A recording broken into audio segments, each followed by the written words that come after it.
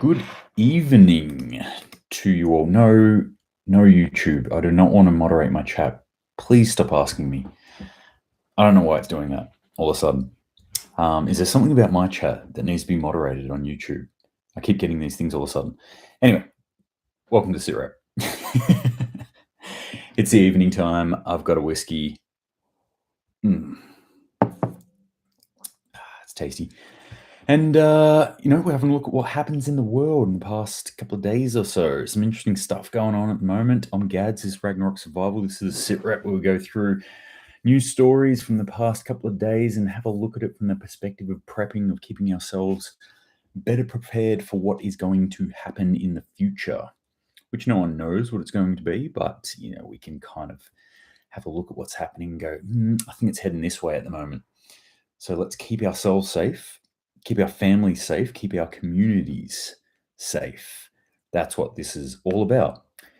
Being more self-reliant, more self-responsible, and more resilient human beings.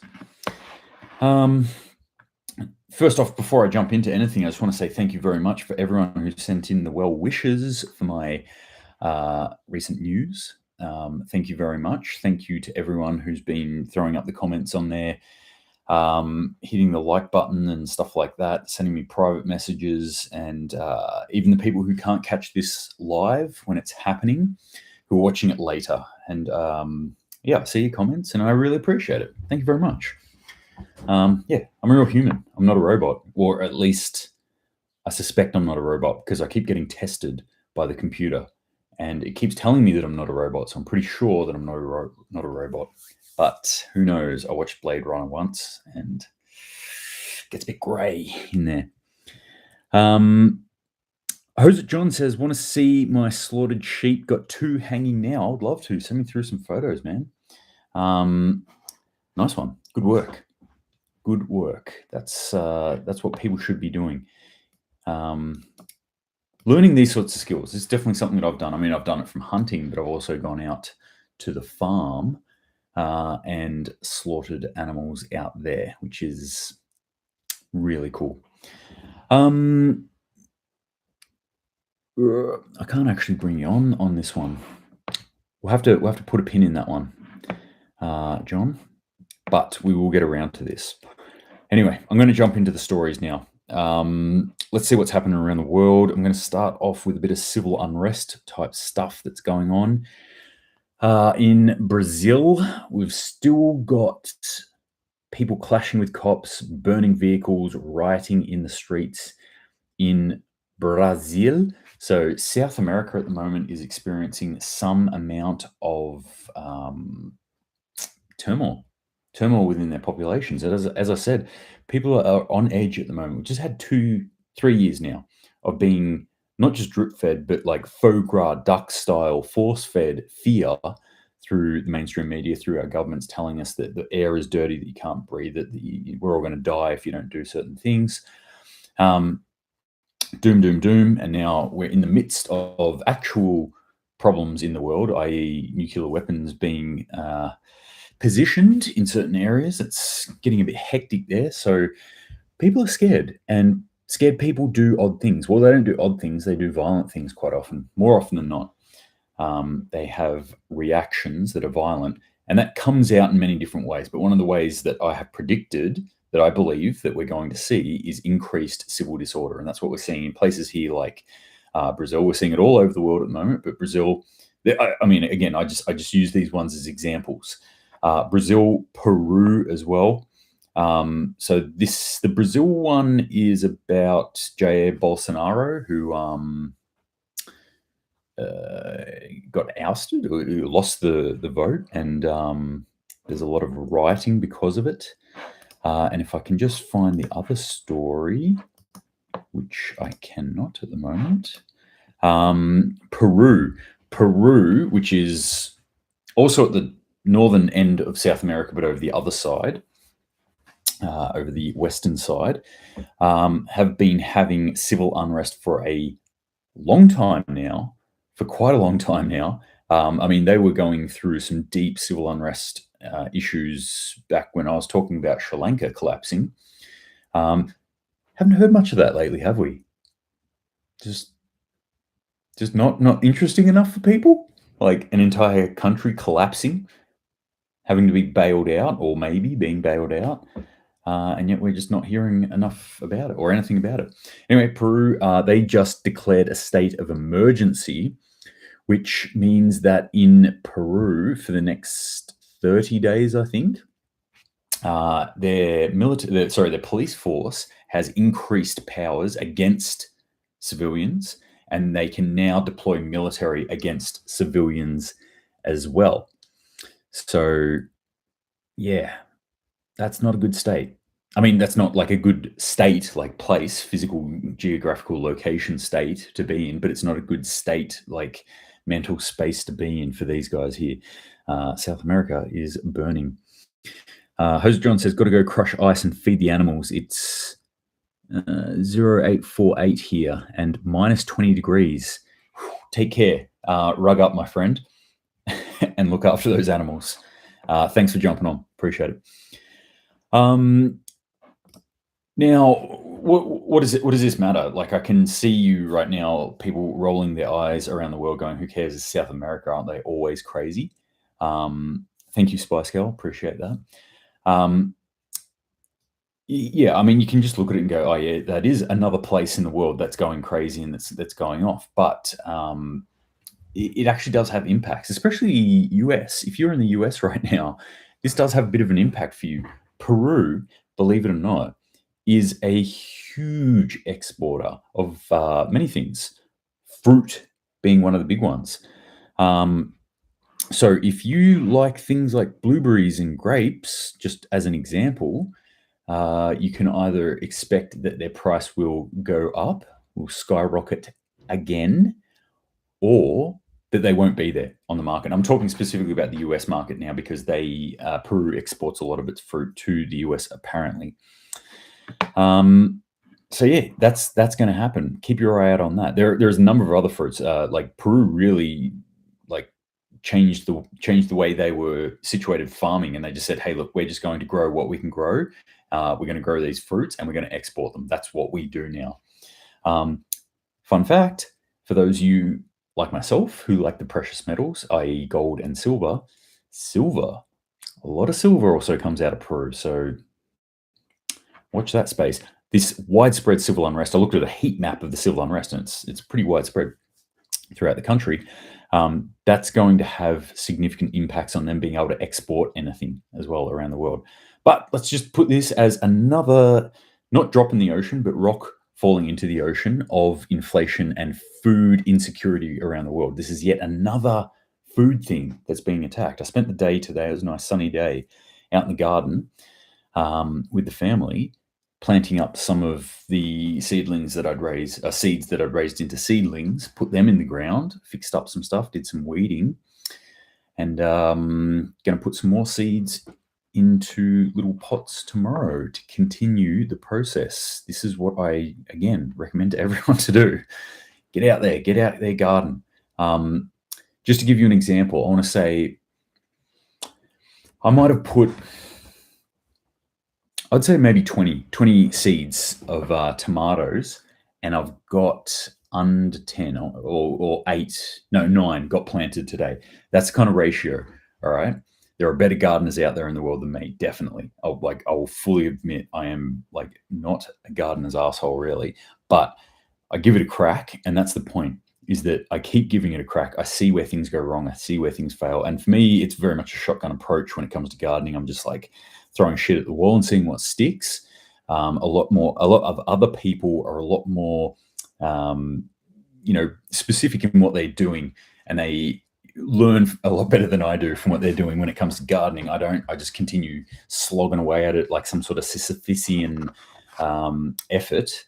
That's a bit of Greek mythology for y'all. It's a dude who had to push a rock up a hill, and then it fell down the other side of the hill, and he'd go down and catch it and push it up the hill, and did that for eternity. Sometimes it feels like that, but at the end of the day, I know I'm going to get tomatoes at some stage this summer. So anyway, Peru, that's what's happening there. All right. What other stories? Let's jump over into Kiev. This one caught my eye this morning. Kiev stockpiling backpacks, FM radios, and finding shelters to prepare for nuclear war. So the story goes on, and it's not even really that much of a story. It's kind of like 3 or 4 different people that they said, "What are you doing right now?" And just to give you an example of some of these people, this person has assembled what he calls the nuclear backpack, crammed with enough provisions and survival paraphernalia to sustain him for a week. Pavlo Hook, who has compiled a similar pack, is kitting out the basements of his home and his workplace, and has rented a house in the countryside, planning to equip it with a generator, food, and fuel. His worry is that friends and relatives who have shrugged off the threat will die because they have not prepared. That's a pretty good working definition of a prepper, in my books at least. It goes on. It's got many of these stories about different people. The interesting thing was, like, what are they actually stockpiling? The stuff that they talked about a lot. Backpacks were a big one. FM radios were another big one. Snacks were a big one. There's one person who goes in that they've decked out a pack for their 5-year-old son, and given them a pack. It's what the stuff they put in the pack was more like comfort sort of stuff, like, their favorite book and chips and stuff like that. But they apparently have drilled their son on what to do in an emergency because they're dislocated from their son. So they've said, I've told my son, like, you have to go to this person, you have to get into a bunker, you have to do something like this. Don't come and try and find me necessarily because I'm on the other side of the city. That was pretty interesting. And again, I'm always scanning through this stuff and thinking, what can I learn from this?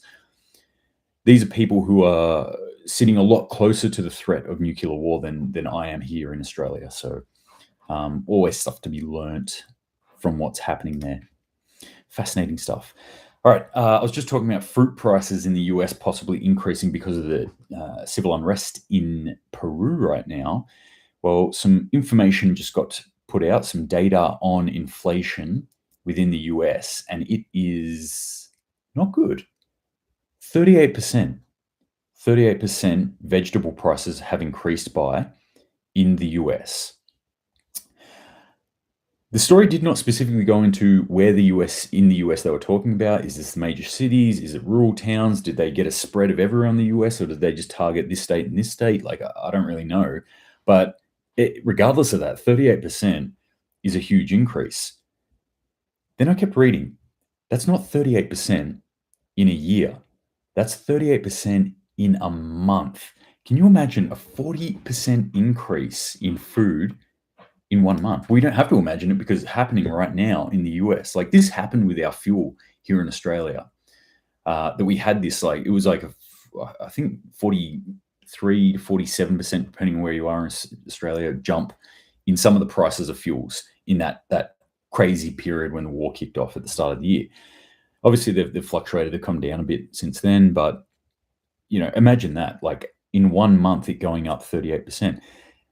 When I looked at the information that was from a year ago, which is what I generally think of as inflation data, is year on year. So we're looking at the same point last year, what was it? And then the same point the year before, what was it? Well, November 2021, it's gone up 80%. 80%. So, like, it's approaching that sort of doubling in price in 1 year's time. Just insane. Just crazy. Take the ride. Hey, on YouTube, how you doing? I know you haven't been able to catch some of these lives recently, so I'm glad you're here. Welcome. Take the Ride says, I know some people in the United States that are teaching their kids to do the same. What I was talking about with teaching kids what to do in an emergency, which I think is a very wise thing to do. And in courses that I teach, I'm usually teaching the individual, but if people have kids and they kind of clued on enough, they'll eventually come around to asking this question: what should I do about kids? And I always say, like, don't treat your kids like mushrooms. Like, don't stick them in the dark and feed them shit. Actually, tell them a little bit about the situation that's going on. Kids can take this sort of stuff. It's not like they need to be hidden away from the world, from the troubles of the world. You don't need to say, like, Putin's going to bomb us tomorrow, my son. Like, we're going to die, so you need to be prepared. You can just say, like, hey, emergencies happen. And you know what? If something happened, it'd kind of be like a camping trip. So how quickly can you get your stuff packed? How quickly can you do here? Or if something goes wrong, who are you going to call? What are you going to do? Just letting them think about it and letting them actually in on the information that's going on there. Hey, Commie Hunter, how you going, man? So all good information, I think, anyway. Skip over that for now. US, what's going on with your weather over there in the US?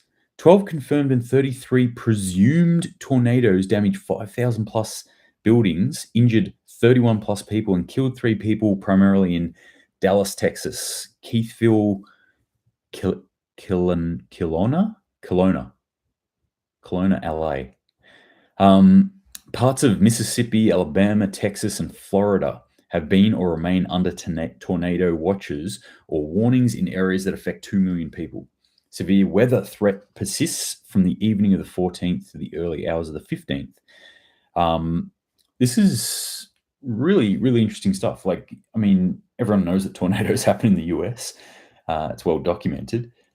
But I thought it was not tornado season right now. Please correct me if I'm totally wrong on this, but I thought tornado season was like the opposite end of the year to where we are now. That's maybe just in my mind, and certainly not within a lot of these areas that they're talking about. They've got tornado alley. I mean, some of the ones that I mentioned, yes, definitely, but yeah, other ones I hadn't really heard of it that much. So. Yeah, a lot of weather, a lot of crazy weather going on over there. Keep yourself safe if you are over in the US. Take the right. So kids need to know everything, including what you pay on bills, how things work around the house. Basically, if you know it, they should know it. Teach them how to grow food and find water. Get them off the electronics and teach them yourselves. Couldn't agree more. And I've been putting quite a bit of thought into this lately, obviously. It's a bit more pertinent to me right now. All right. UK military publicly admits covert operations in Ukraine for the first time.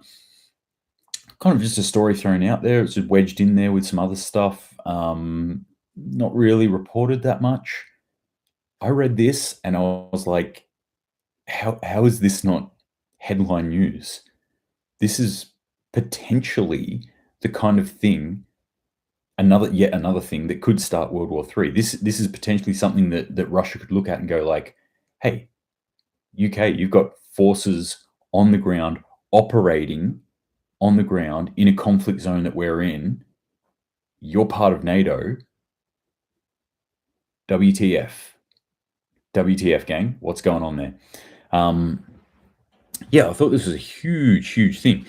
But again, like, just slid under the radar. No one's really talking about it that much, which blows my mind. Absolutely blows my mind. I can see this coming to bite them on the arse though. The other question I asked, as I usually say, is I look at the headlines, I look at the information, go like, okay, what's that about? But then I think, why are we getting this information? Because not all information gets put out there.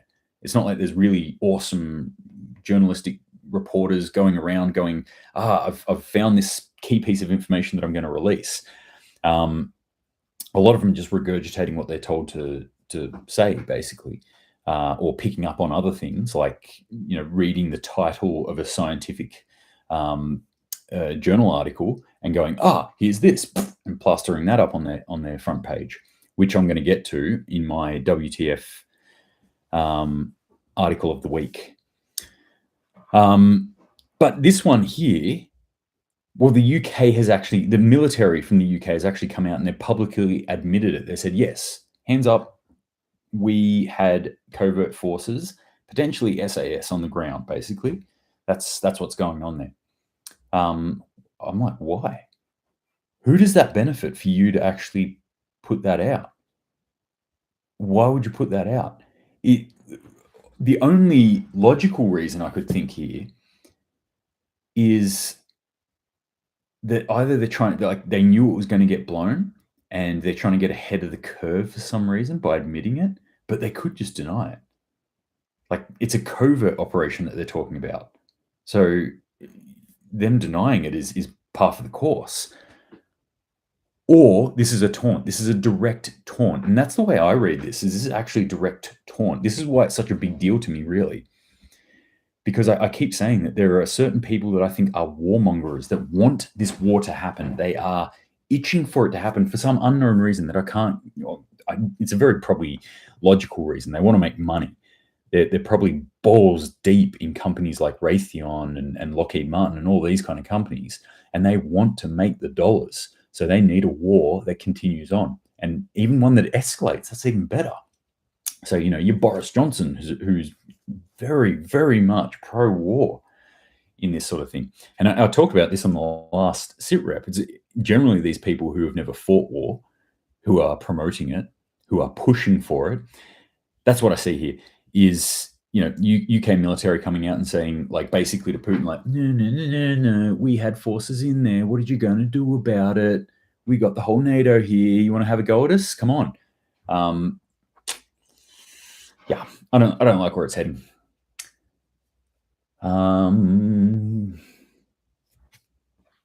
Hello, Bowie 19 Jan. Welcome to the SitRep. Thanks for joining. All right, while we're talking about Russia has overtaken Iraq as India's leading oil supplier, which to me was blatantly obvious that this was going to happen. I've said this a million times before. India wants to solidify itself as probably a world power. They're going to be the most populous country in the not too distant future. They want to be a manufacturing powerhouse a la China. They want to actually step on China. They want to be over China. They need stuff. Russia is having the world's biggest garage sale. It's like a fire sale right now. They're like, come, comrades, cheap oil, cheap resources. You want, you get. Anybody who wants. And of course, the West is sitting there wagging their finger going, no. Nobody can buy Russian oil for more than this amount. And one of the problems with that, capping oil prices, is that it makes the oil cheap for countries like India to go like, yeah, of course we're going to buy that. Of course we're going to buy that. Give it to us. Also, on the other side, China's doing that as well, and many, many other countries are as well.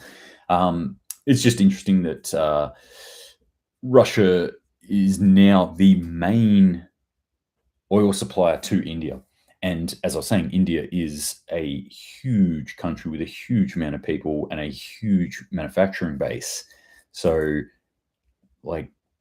it's a win-win situation, but as far as both of these parties are concerned, and lose-lose for the West, who is once again proving their incompetence through these sanctions, through this continued head banging against the wall sanction idea, a la, let's continue to get jabs, even though they don't work, just get more of them. Like, hey, why don't we just stop? Here's a crazy idea. Why don't we just stop and look at some, information, see if stuff's working. Hey, and if it's not working, let's not continue doing it. How does that sound? Sanctions are hurting us, not them, us. So, yeah, maybe pump the brakes on that. There are other ways to do it, I believe. Other more creative ways. What do we got here?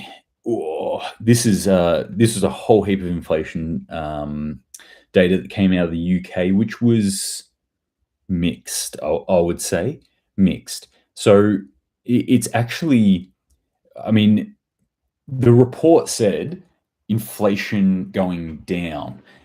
Technically, yeah, all right. The rate of inflation is going down. There is still inflation though. So it's gone from 11.1% in October to 10.7%. So it's dropped 0.4% in a month. That's great. That's good news.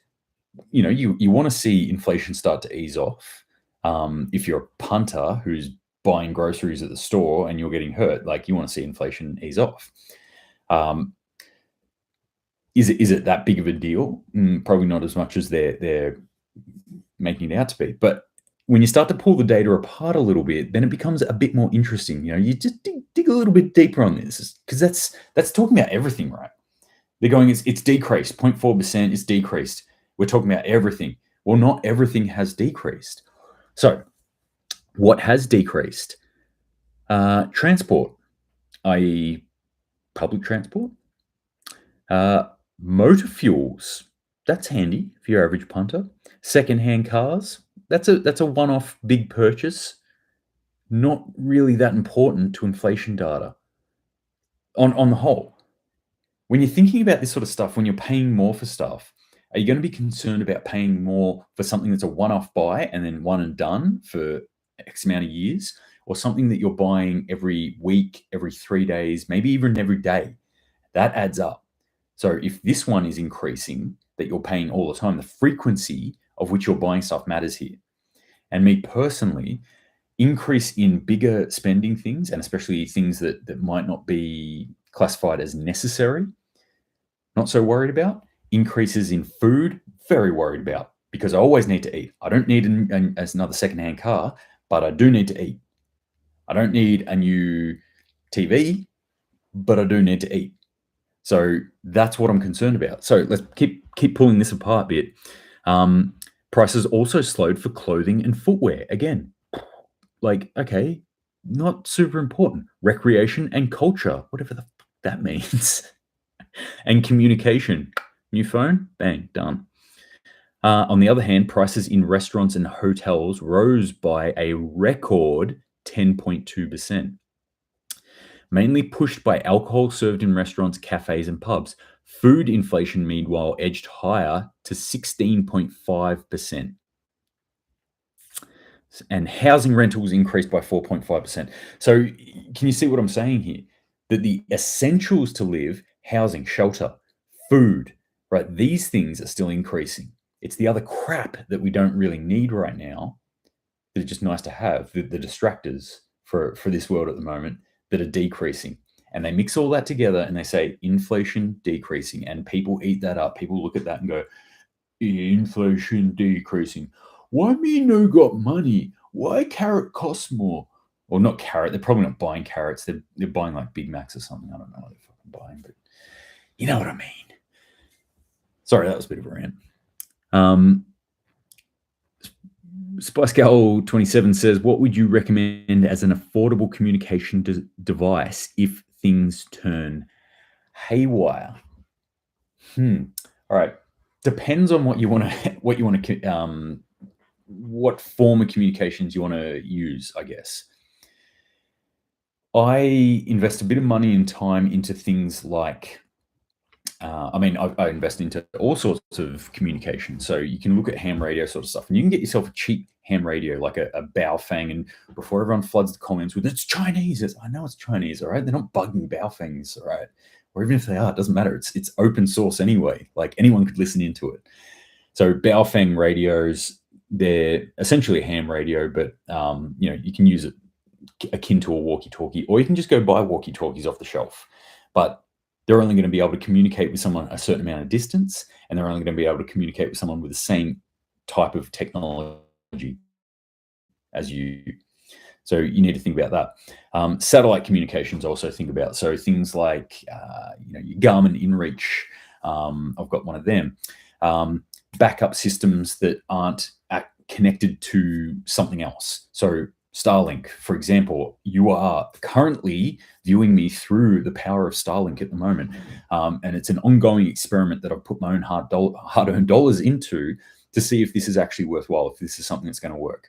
The theory being that if, say, Telstra or Optus get knocked out, or shut down, or get turned off, or they turn you off, Starlink's there. Starlink can be turned off. It's a lot more difficult though, and there are still ways around it. Like, if they're shutting that off, then they're shutting everything off, and you got a lot bigger problems than that. I would say anyway. Unless Starlink, the company, actually is doing it, then it's a different ball game. Commie Hunter says our rents have gone up as well. Radios are pretty cool. Agree with that. Radios are pretty cool. Just catch up in the chat in YouTube for a second. Renee C, hey, how you going? I've actually got something you sent me today that I'm going to talk about. That could also mean that people have stopped buying and demand is cooling in those sectors, which I think you might be possibly correct there.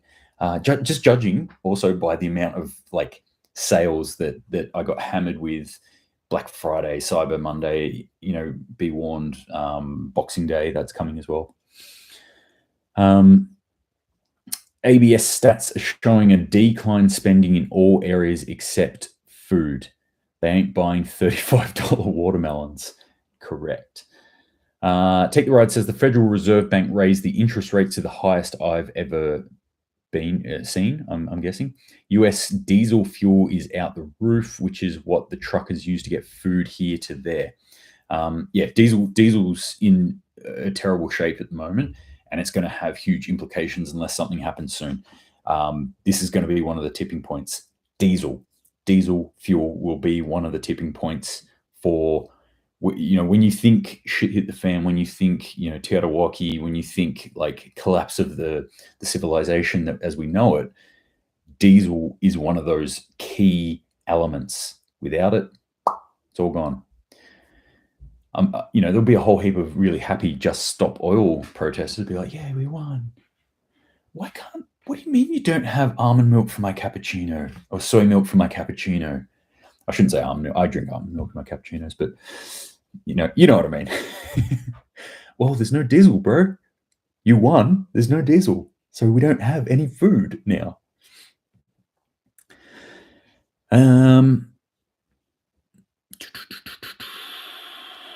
Yes, that is when people will riot, when it is going to increase. That or the roads. The roads are so bad here in Australia at the moment. I can feel people just about to hit the streets about it, except that the roads are stuff, so they can't hit the streets. This one's sent to me by one of my main sources. Irish people have turned to cutting peat and burning it to save their energy bills. Not good for the environment, just FYI, burning peat.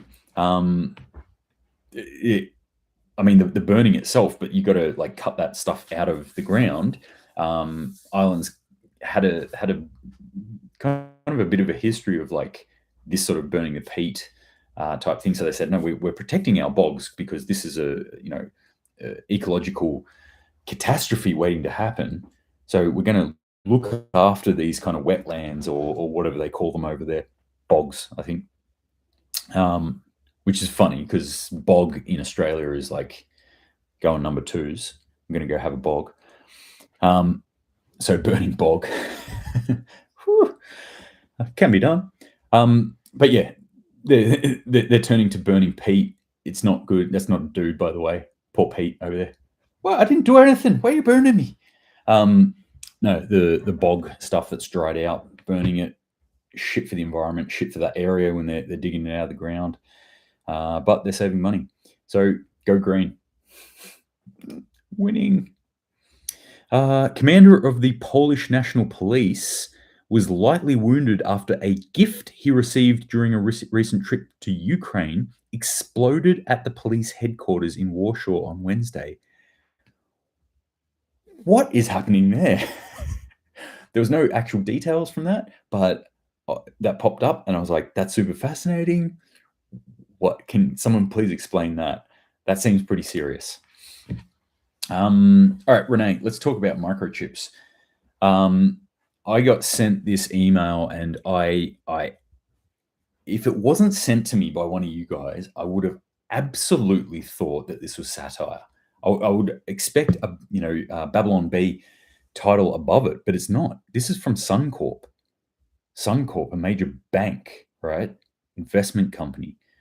A lot of money flowing through this organization, international organization, writing to this person with a link to a story trying to advertise getting a chip put in your hand. And I'm like, no, this is just a conspiracy theory. Like, that's not actually going to happen. It's happening, and companies are pushing it. Getting microchipped. You have to get your dog microchipped, right? I don't agree with that either. But You're going to get human microchipped. Got to register your humans now. If you have a new human, this is something I learned recently. Have a new human. They say, oh, here's your paperwork. There's a serial number. Make sure you register. I'm like, and I said this to the person working there. I said, oh, so where do I put the barcode tattoo on them? And they chuckled like, it seems like that, doesn't it? I'm like, yeah, because it is. Listen to the language you're saying. Serial number, register. Yeah, not going to happen. But yeah, this kind of microchip malarkey. Hey, you're a free, independent human being, or at least I hope that's my hope for us, at least, that we can be free, independent human beings. You can make your own choice. If you want to go get a microchip in your hand, go forth and do it. If it makes your life that much more convenient and you think it's a good idea. Same with I said to people, like, I've got nothing against it. If that makes you feel better inside, I get it. There's a lot of fear floating around. If that's the thing that alleviates it for you, then hey, go get one, go get two. I don't care, whatever. But do not take my choice away from it. When it comes to stuff like this, my choice here is definitely no. It's 100% no. Not going to happen. Never going to happen. Would literally rather die than have this happen. So yes, and if you want to get a little bit biblical on a mark of the beast, this is what it was all about, I guess. Renee C says, I almost threw my phone across the room when I saw the push notification. Yeah. All right, last one, which is, oh, have I lost it? Yes, now here it is. This is my WTF Friday moment that I'll end off on tonight. Studies, right? We got to listen to these studies. We got to look at these studies, and we got to go, this is credible information that actual scientists are looking at. I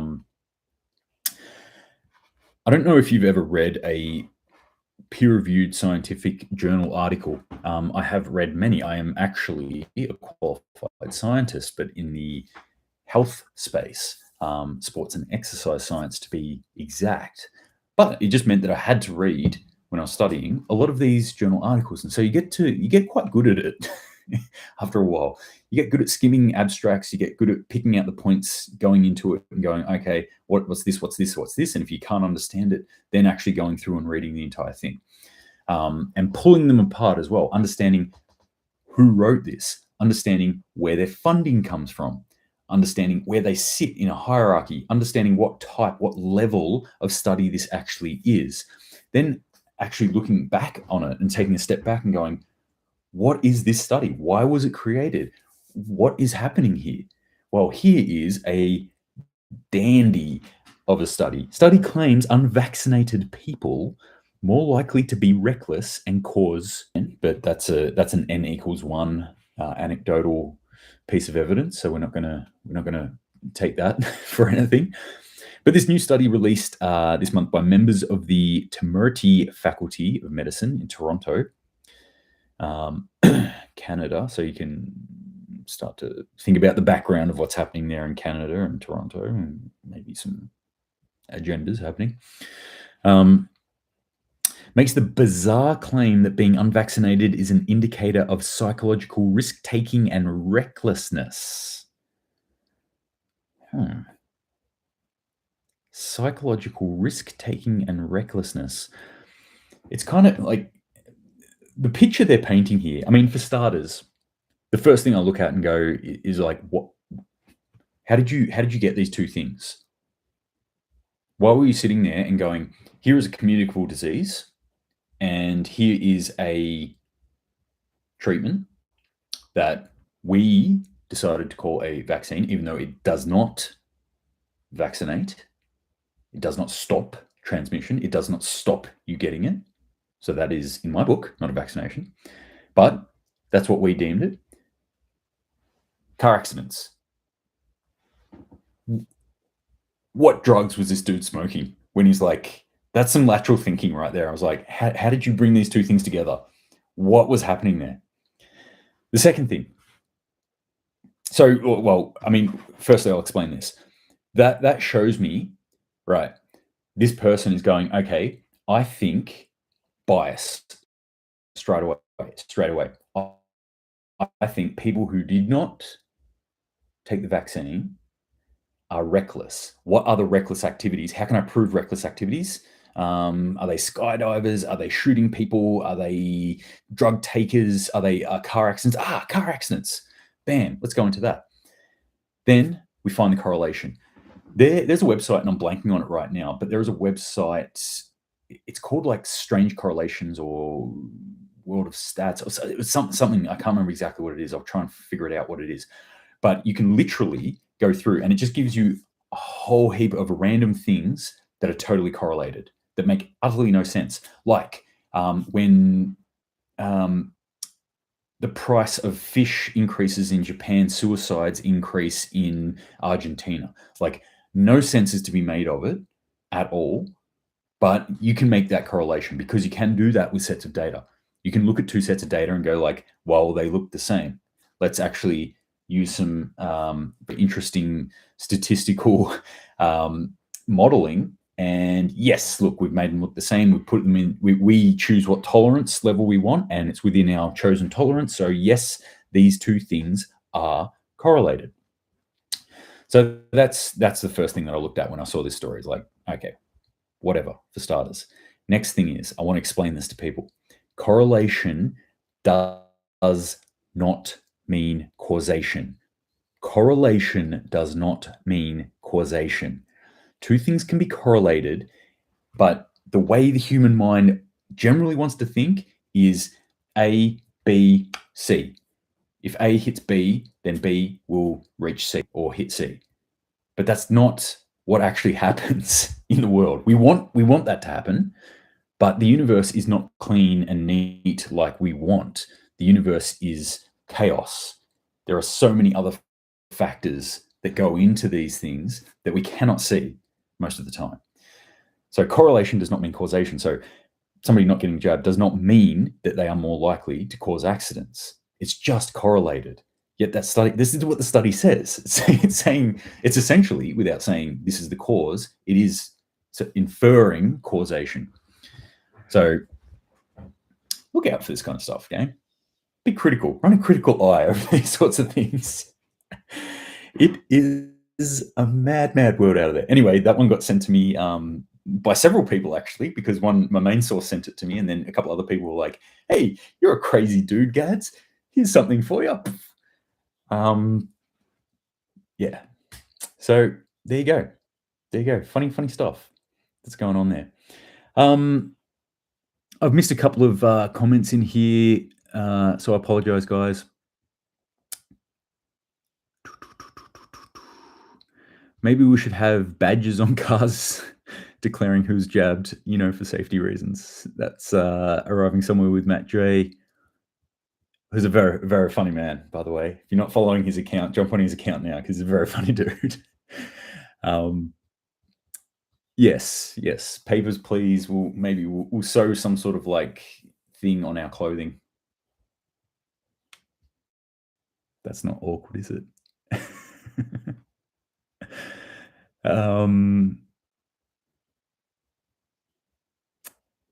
No, I can't read most of this. I know a fiery who said they have never over the last 2 years been so busy with car accidents. Yeah, maybe it's actually something to do with heart issues in vehicles. That could have something to do with it. All right, what do we got going on here on YouTube? I'll just read these comments up and then I'll wrap it up, gang. People in France and Sweden have been taking microchips in their hands for a long time to get in work buildings and to pay for snack, drinks, and lunches in the workplace. No keys needed. Whew. A biotech company says they can grow 30,000 human embryos at once in pod chambers. I did see that. They actually had a little graphic mock-up of it, and I was like, why did you bother mocking something up? You should have just taken a screenshot from the Matrix. Like, it's pretty much exactly that. Again, that's a big no from me. Maybe they should look into all the pilots dropping dead mid-air. Yep, that will come up with the special counsel by Ron DeSantis, I'm sure. Fingers crossed. I'm very interested in what's happening there with Ron DeSantis, with this council that he's trying to get up and running. I think there could be some good results that are coming out of that. We are seeing a bit of a counter narrative to what's been happening over the last 3 years too, which is encouraging for me. Renee C correctly says another thing that I didn't talk about was averaging and smaller samples can skew data. You can also pick and choose data. And there are a number of very, very famous studies out there right now. One of the big ones being, I can't remember what it's called now, but it's about fat and food. So they had a look at countries and they said, here's countries that eat a lot of fat and here's like heart disease. And so you can see countries who eat more fat have more heart disease. There were a number of countries where that did not work at all. They ate way more fat than everyone else, no heart disease or negligible heart disease. They just said, that's inconvenient for us. So we're not looking at that data. Just scrap that one and we're just going to use these ones. So this is another way that studies can be quite, I'm not poo-pooing on science, by the way. Like, there's good stuff out there. There's some good scientists out there doing good work. It's just, you just got to be critical of this stuff when you're looking at it. You've got to be very critical.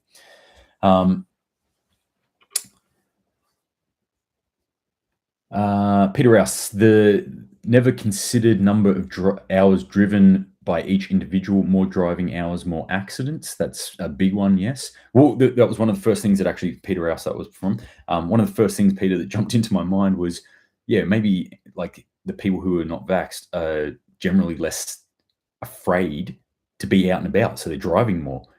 Maybe vaxxed people have been huddled in their houses for the last 2 years, and so no car trips, no accidents. Surprise, surprise. That's what I'm talking about, though. There's so many confounding factors when it comes to this sort of stuff that you can't, like, why somebody would come out with a study and say it is this. Such a weird branch to get out on for these guys. I was just like, what? What is happening? Take the Ride says it was added to the New England Medical Journal that non-vaccinated people don't care as much about federal rules and may cause more accidents on the road. Therefore, their car insurances should go up.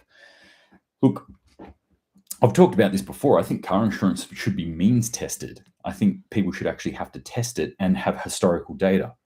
So someone like me, who I believe I could test very well in a vehicle, being that I have driven in many, many kinds of different conditions, in adverse conditions, and I believe myself to be a competent driver. That may be, what's that effect? The Hicks and Briggs effect, the one where you think you're better than you are.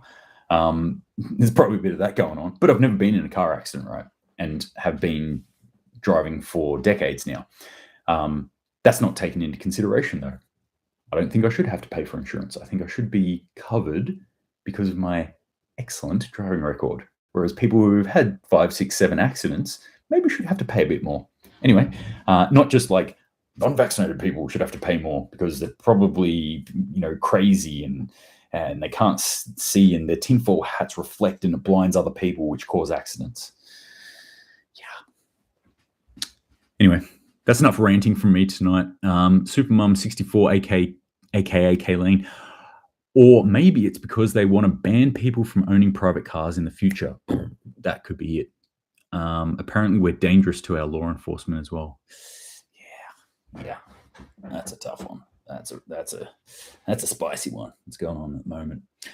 All right, gang, that's it for today. Thank you very much for joining me again. I appreciate it. Maybe I'll start doing these. I think more people are on at night. I don't know. Some of you are on all the time. Doesn't matter when I jump on, you jump on, and I appreciate that. But if you're on your phone all the time, go do other stuff too. All right.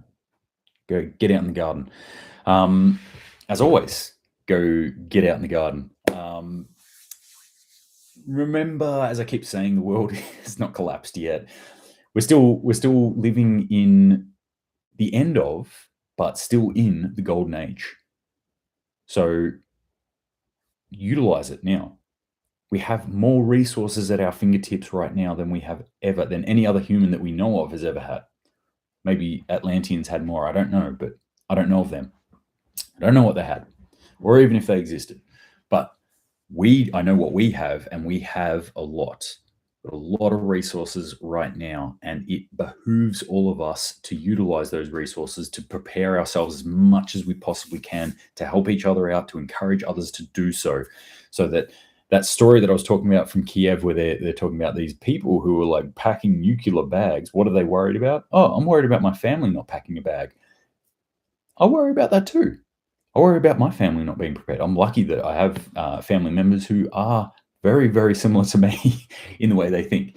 So, they do prepare. They're not probably on the same level as me, but they do prepare for the future, and that's a good thing. And that's the sort of thing we want to encourage in the world, not in a crazy way, not in a this is our gang, you know, this is our little crew. It's just like, hey, we're all human beings. We're all doing the best we can, and I just happen to particularly want to prepare for the future and look after myself, my family, my community, and I think you should do so as well. So, if you haven't recently, get out in the garden. Get some gardening done, gang. Remember to keep prepping, keep the food stores up. It's only going to go up in price in the foreseeable future. Yeah, I was the black sheep of the family, but maybe not so much anymore. I think COVID really switched some things up for people. So that's a blessing in disguise there. All right. Thank you very much, all of you, each and every one of you, whether you join me on Instagram, on YouTube, or you listen to this afterwards on the podcast, which is getting a couple of listens. Like we're beyond 3 now. I think we're at 15 sometimes. That's pretty cool, I reckon. So thank you very much. Thanks for hitting subscribe. Thanks for hitting the like button. Stay safe. Keep your eyes open, gang. Keep smiling. And until next time, Semper Paratus.